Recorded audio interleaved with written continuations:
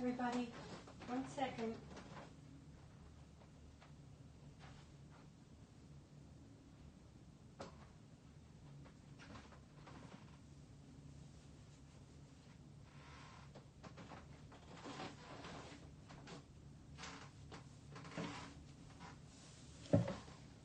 Hi, everybody. Come on into the classroom. I'm swathing today. Come on in. Come on into the classroom. So wonderful to be here with all of you. I'll let you come into the classroom, and I have a couple of things that I'm going to put on the board. I thought today we would work on two things. One, we're going to practice meditation, of course, and before that we're going to take a look at the text on self-knowledge, verse 11. So if you have the text, you can open it up yourselves. Otherwise, I will put it up on the boards in a moment. And I want to welcome you all here today. Just want to let you know you're so welcome to be here today. My name is Manorama, and this is a Sanskrit Studies and Luminous Soul session. So I want to welcome you into the class. Come on in. We're going to take a look at a verse from my teacher's translation of the text on self-knowledge. He didn't write it. He did a translation of it, and the text on self-knowledge is called Atmabodha by Adi Shankaracharya.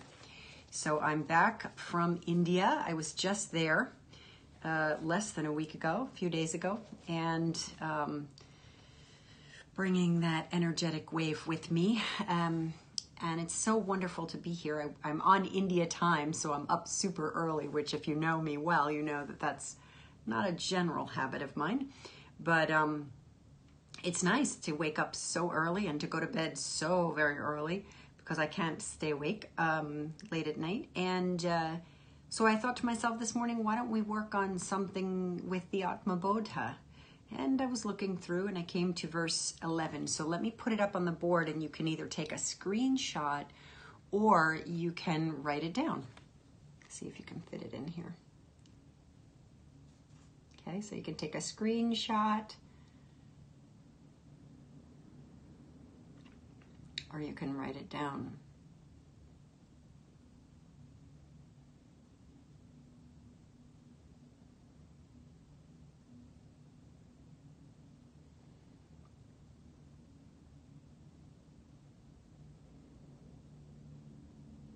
Give you a couple of moments to do that.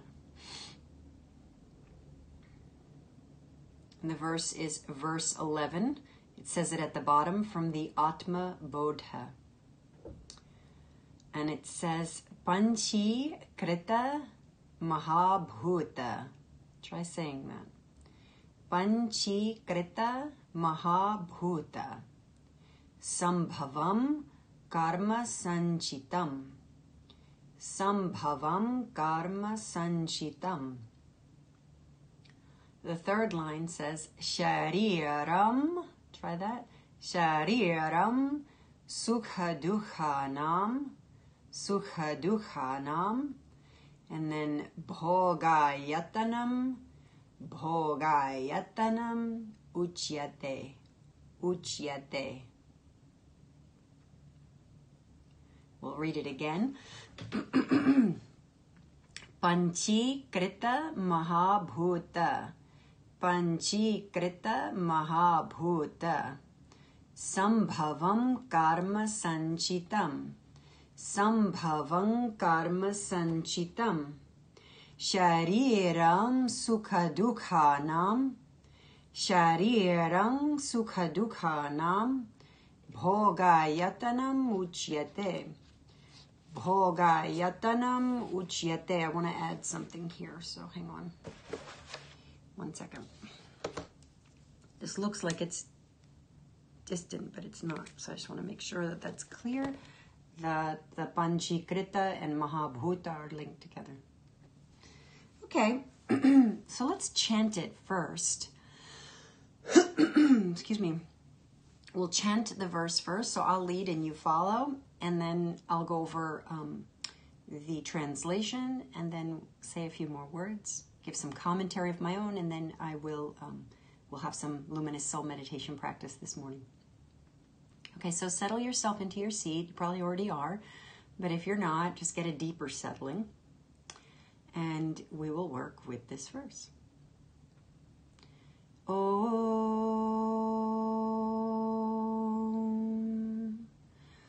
Panchikrita Mahabhuta Panchikrita Mahabhuta Sambhavam Karma Sanchitam Sambhavam Karma Sanchitam Shariram Sukha Dukhanam Shariram Sukha Dukhanam Bhogayatanam Uchyate Bhogayatanam Uchyate. Again, I'll lead, you follow. Panchikrita Mahabhuta Panchikrita Mahabhuta Sambhavam Karma Sanchitam Sambhavam Karma Sanchitam Shariram Sukha Dukhanam Shariram Sukha Dukhanam Bhogayatanam Uchyate Bhogayatanam Uchyate. Now let's do it together. Panchikrita Mahabhuta Sambhavam Karma Sanchitam Shariram Sukha Dukhanam Bhogayatanam Uchyate Bhogayatanam Uchyate. Om.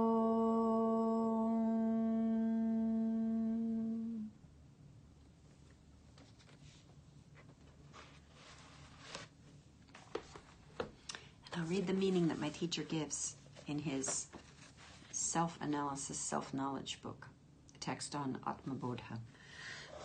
He says here, translating Shankaracharya, the gross body is the product of the 5 elements. And the 5 elements, everybody, are called Mahabhutas. So, Panchikrita Mahabhuta. Okay, so the gross body, the physical body, is the product of the 5 great elements: solid, liquid, gas, light, and ether. The body is the result of previous karmas. The purpose of the physical body is to experience pain and pleasure, which are the result of one's karmas, and to experience relative knowledge. By means of this body, one ought to serve the universe as though serving the Supreme, and thus come to experience one's real form or one's own true self. I'll read it again. The gross body is the product of the 5 great elements: solid, liquid, gas, light, and ether. The body, or it, is the result of previous karmas. The purpose of this body, this physical body, is to experience pain and pleasure, which are the result of one's karmas, and to experience relative knowledge. By means of this body, now here's where the wisdom piece comes in. By means of this physical body, one should serve the universe. So part of your question this morning is, and in this session, is how do I serve the universe? And maybe you're feeling like, I don't want to serve the universe today. I want to serve myself. Or I want to serve someone else. But when you serve the universe, you're not serving others or yourself. Serving the universe is a way of engaging life in a more spiritually aware way. So by means of the physical body, one ought to serve the universe as though you are serving the Supreme. So you serve others and you consider that as though they are God, which they are. They're God in baby form, as my teacher used to say. And thus, by doing that, by engaging the world as though they are God, God in baby form, not God, with some kind of magnanimous fear, but God in baby form, but God as like light itself.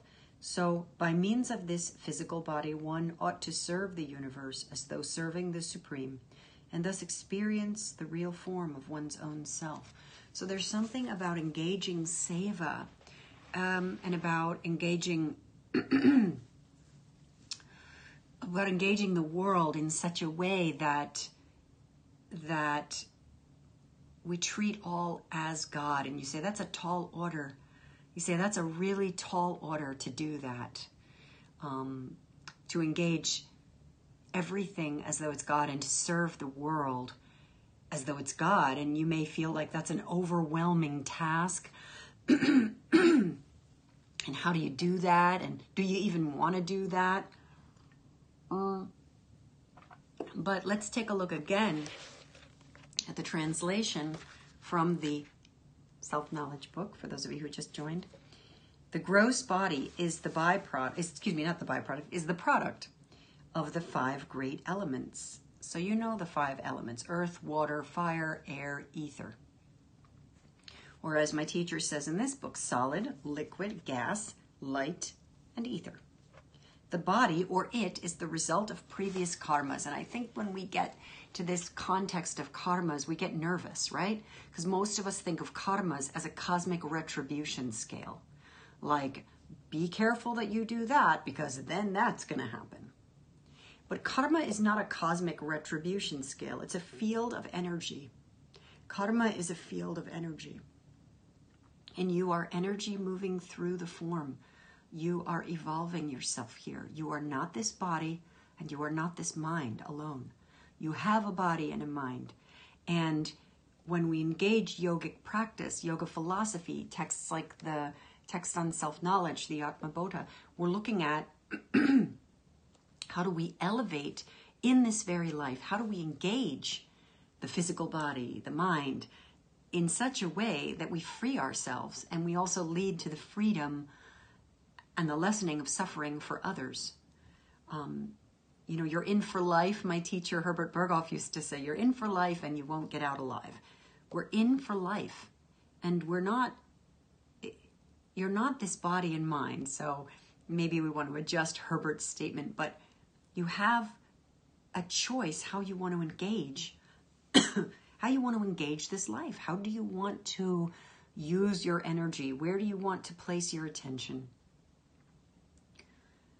And in this verse number 11, he is saying here that the body is the result of previous karmas, and the purpose of the body, the purpose of all of our bodies, right, the individual body, is to experience relative pain and pleasure and to experience relative knowledge. And we all are doing that to some extent. But here's where we elevate the incarnated form. We elevate it when we engage this way, where we say, by means of this body, through your body, one ought to serve the universe as though serving the Supreme. So how do you pet the animal or look at the animal or look at someone? How do you engage everything as though it's the play of the divine? I mean, once ordinary life kicks in, that feels like a tall order, but you have to make ordinary life extraordinary. That's your job. So how do you make ordinary life extraordinary? You see God in all things. There's a verse in the Bhagavad Gita that says, Yo mam pashyati sarvatra sarvam cha mai pashyati tasyaham na pranashyami sachamena pranashyati. That the one who sees me is God and Krishna in this particular text, but the light, whoever sees the light everywhere, I don't leave them, they don't leave me, we are united. So how can you move through your lives? After this session, I want you to consider this. How do I move through my life and see everything as the light of God? How do I go to the deli? How do I drive the car? How do I see that funny thing that my family said, or that loving thing my sweetheart said? It's all the play of God. And that doesn't mean that you don't have frustrations or you don't have humanity, but how do you work with them becomes your question, rather than it being an either or. It's either like something divine or it's utterly not divine at all. So your question is, how do you work with this life? And I want you to actually do that. I want you to go out into your life and see the child and see God through the child. And I want you to see your sweetheart as God teaching you something, whatever that may be. You know, you don't have to know what that is. You can just be in a place of feeling, of pure being. And then you go to the water if you're near water, or you go to the job, you know, whatever it is. But when we start to play with the concept that everything is God, everything becomes God. We start to see things truly, and we become illumined. We become illumined. Questions up to here before I go further?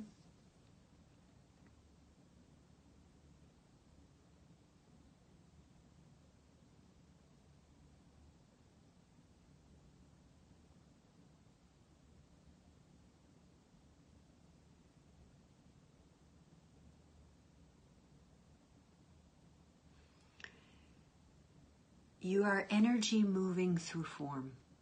The whole universe is a play of energy, and karma is the balancing of energy.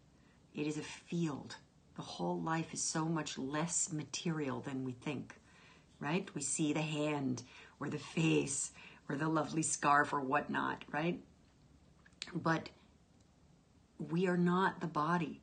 My teacher used to say this: what animates the body, what makes the eyes luminous, and what makes the face come alive, and the hands move, and the voice speak, all of that is the light of the self.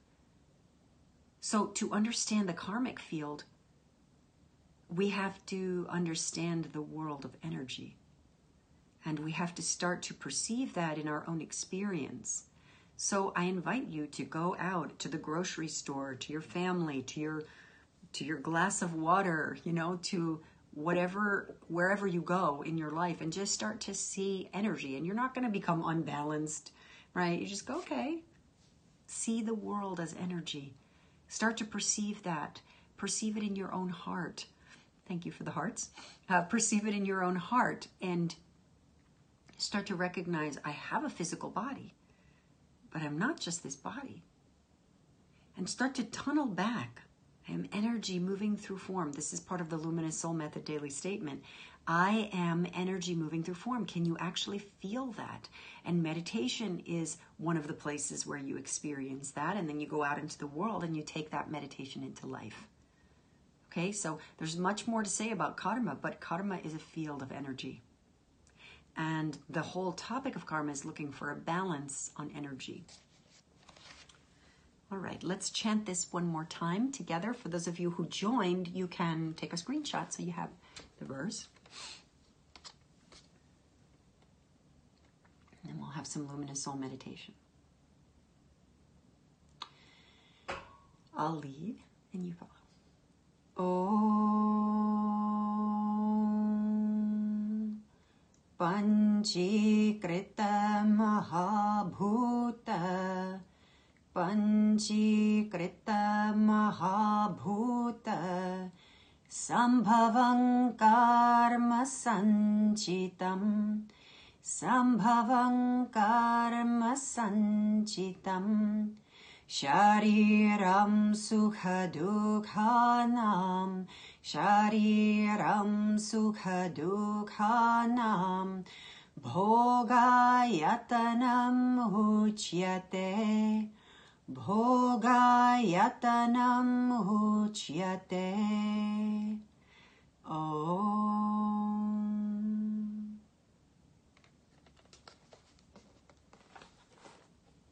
Okay, let's have some Luminous Soul meditation. Unless you have questions, we're going to just pause now and sit for a few minutes in silence. It's a beautiful way to start your day, to learn the skill of pausing and being with yourself and moving out from that center, moving out from the center of being with you. Starting from that place, ending with that place, and moving through that place. But let's start with that place. So feel your body, feel your form. Because I've always said that nobody experiences meditation by leaving their body in the dust. You're not leaving your body in the dust. You're not cutting and running. You're staying connected. You feel your body. And now you want to pursue more deeply inward. So now we're going to just simply gently close our eyes. Listen to the inner sound vibration. This is called nadam, or the sound of Om. Feel that. Be brave. Meditation requires bravery and courage, but a tender courage, a willingness to be fully present.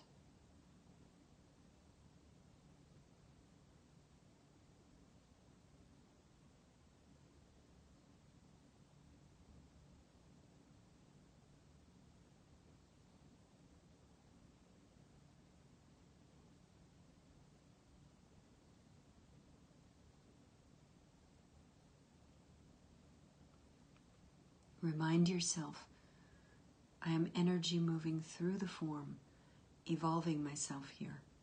I am beyond this body and mind, although I have a body and mind. The thoughts will rise and fall, but you remain as a witness. You feel everything, but you translate nothing.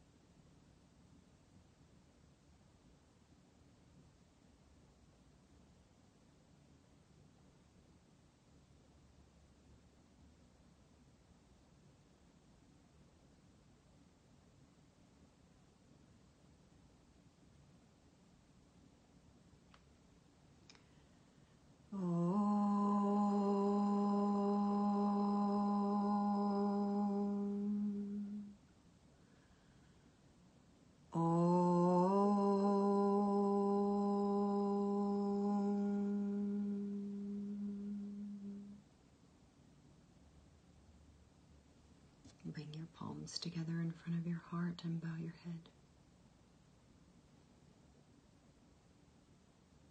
We say Namo Namah, Namo Namaha, reverence. And you can let your eyes blossom open. Namo Namaha, reverence.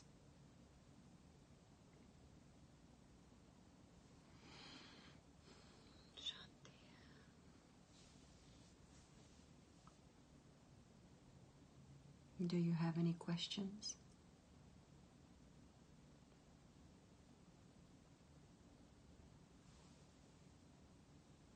Hearts back to you. Any questions? Put my glasses on so I can see if you ask a question. Back to you too.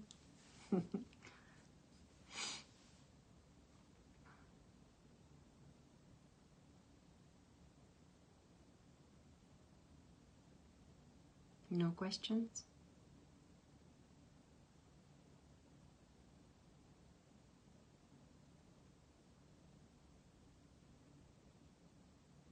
You're most welcome. Thank you.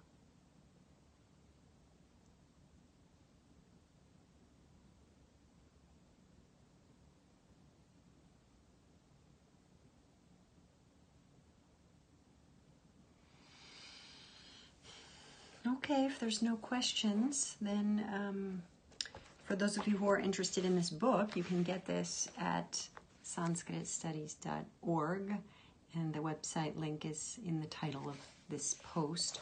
This video will be up for 24 hours. A couple of announcements. I'm teaching an Atmabodha class, teleclass. What are the dates? Tuesday evenings, March 13th, starting March 13th. 6 to 8 p.m. It's online, but it's sometimes I think people have an aversion to online, but it's really been my experience that people are really growing their practices immensely, both in the online platform as well as in live sessions. So if you got something out of this session, you'll definitely get something out of that session. But this class is going to be focusing on the Atmabodha and also how do you integrate this, and looking at this every week, taking, just delving into the teachings of Shankaracharya, taking a look at these verses and also the luminous soul interpretation and way to approach it and then bring it into your life. So it's a lovely course, and the first module starts, as I said, Tuesday, March 13th, and it's called Tapa, Igniting the Fire of Practice. Okay, but this is called the Atmabodha, Truth, Consciousness, Bliss. Okay, and if you miss a class, you're eligible to listen to the recording. And then the other announcement is that upcoming, there's a new platform that has been developed. It's called Manorama.tv.yoga. You can hop on over there and see. This is a series. Every month you get 4 new videos if you're interested to study, and then you can go back to them because they're always available in your library. So you can check out more about that, Manorama.tv.yoga. And finally, just to make an announcement, I don't have the flyer in front of me, but I'll be doing a retreat in New York City in June 23rd and 24th, focusing on the Upanishads. So if you'd like to join me live in New York, I would love to have you here. We just had a wonderful retreat in India, and so you're so welcome to come and spend time with us in New York, June 23rd and 24th. So that's it. Thank you so much for joining me. I've had a wonderful time with you this morning. I'm up on India time in my mind, even though it's a bit later India, but somehow I keep waking up this early. I'm sure it will eventually fade. But for now, I bring my palms together, and I wish you all a beautiful rest of your day. And I remind you that you are unique, you are beautiful, you are powerful, and you are free. You are energy moving through the form, evolving yourself here. You are a luminous soul. Bye, everybody. Hope you have a beautiful day. Be blessed and see God everywhere.